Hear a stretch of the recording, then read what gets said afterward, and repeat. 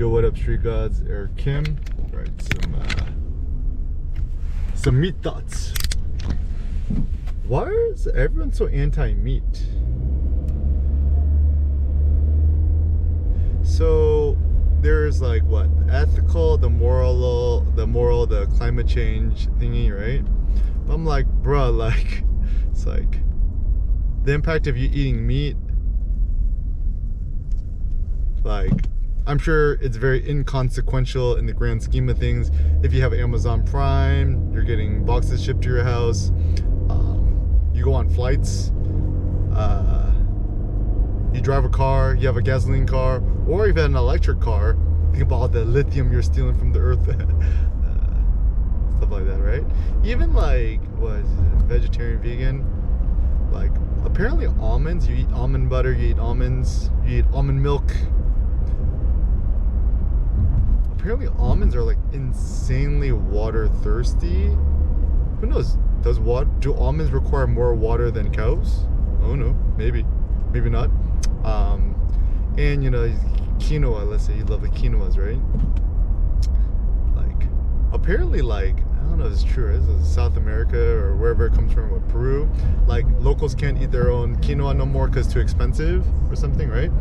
So actually, it seems ethically, being a vegetarian vegan, it's kind of like anti-human because you know, your vegetarian or vegan habits might negatively affect you know farmers who can't afford their own food anymore. I don't know, that's that could be a claim.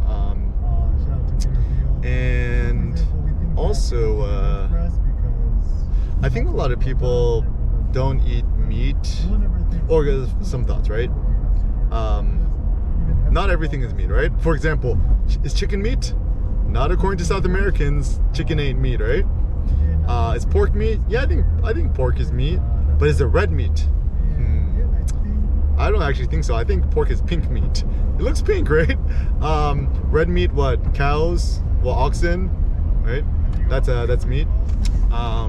And typically when people think of meat, they think of the fleshy steak meat, right? But think about it.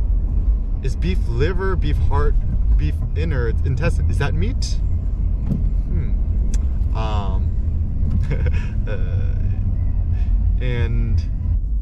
And then also, like, ultimately, like, what is your goals with food, right?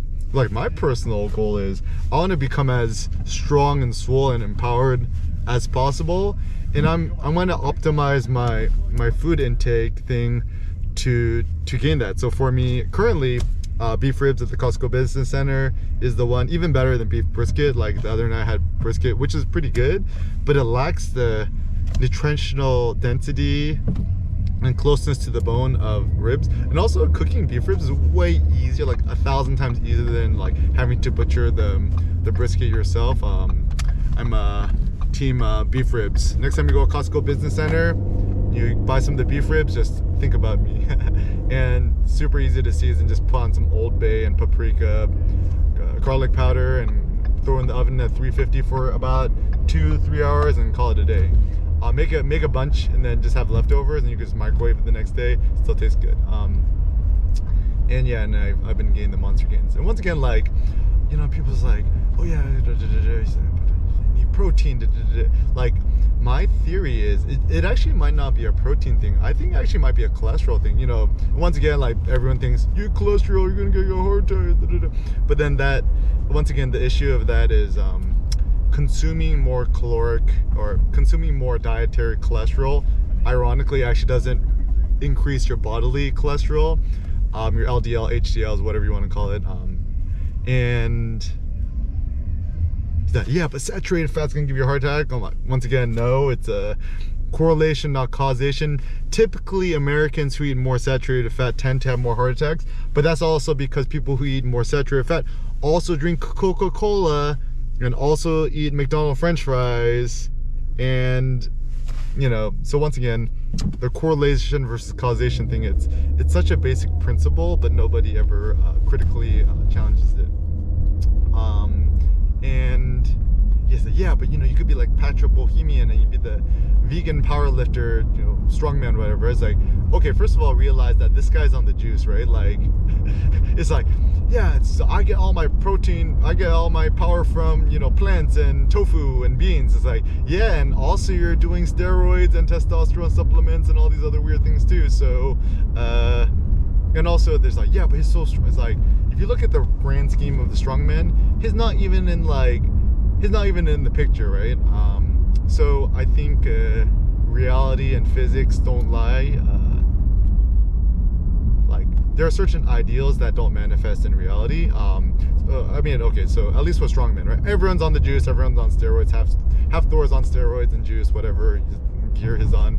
But think about it this way. If you want to create the ultimate freak strongman, right? Who's going to become stronger? The carnivore who's also on steroids, or the vegan who's also on steroids? The carnivore, right? Even Nietzsche, he is very anti-vegetarian, and he proposed a more carnivorous diet for us humans, right? And he's like, yeah, but humans are not naturally carnivores. True, right? But if we had the option, we would be more carnivorous than, you know, grass munchers, right? Like, and I'm starting to think about like traditional foods like eating rice, pasta, you know, beans, whatever, right? Essentially, that's all poverty food. It's like, back in the day, you would only eat rice, beans, potatoes and stuff like that because you couldn't like afford nothing else or procure anything else. Like, if you was a king, you would just be eating beef ribs all day, right?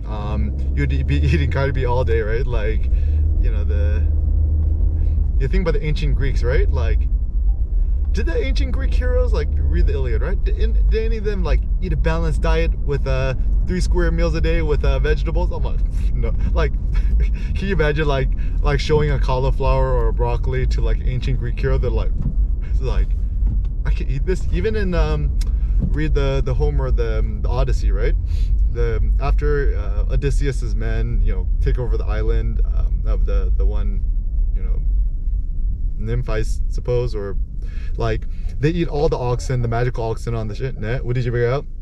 They ate they ate all the magical oxen on the island, and then finally when they're dying of hunger, they're like, oh, okay, we'll start fishing and eat the fish so we don't starve to death. So even nowadays it's like, yeah, eating fish is so like, you know, so woke, right?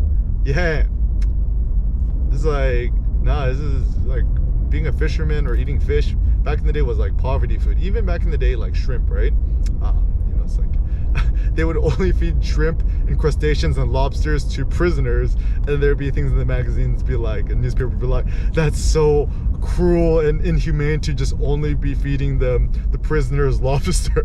but nowadays I think food, it's food which is difficult to procure is actually seen as more, I guess, you know, luxury or fancy nowadays, like lobster. But if you think about the nutritional quality of eating a lobster or shrimp or crustacean or like salmon, whatever, right? Would you rather eat that, or would you rather have like bone marrow or beef heart or, you know, the beef ribs or even head or tongue, whatever, right? Certainly you would choose the more meaty, red meat, carnivorous thing. You wouldn't be eating the fish, right? Even my mom is like so funny. She's like, she don't like me eating that much meat and stuff like that. It's like, 성진아, even vegetarians, the hardest thing they is to do is give up bacon. 네, 우리 엄마한테 가요.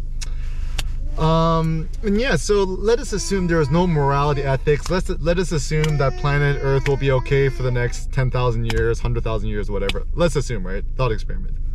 It might not. Who knows, right? Or we figured out a way to, you know, be able to raise cattle in a quote-unquote ethical way and then eat it and no damage to the planet. Then what would be the ideal diet? I still think it's like the maximally carnivorous diet. I think carnivore, carne, it literally just means flesh, to eat more animal flesh, and assume like there's no notion of quote-unquote animal rights. I'm like, my thought about animal rights, people who's too into that, essentially it's people who don't have a religion and they need to seek some sort of other religion through animal rights or vegetarian veganism or whatever, or people who do yoga. It's like, so you don't go to church, so you go to Core Power instead, right? Or you don't go to church and you go to the Apple Temple, which is the Apple store, right? And you worship the bones of Steve Jobs, right? I think, yes. Actually, the one good thing with Christians or Protestants,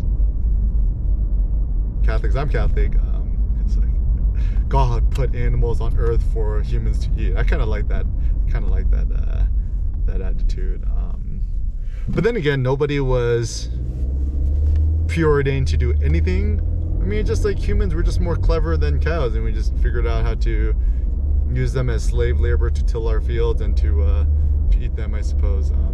So anyways, ultimately, meat, everything, human planet, human life, it's all unethical. But the more pragmatic question is, what type of food can you eat which could make you maximally inspired, swole, and powerful?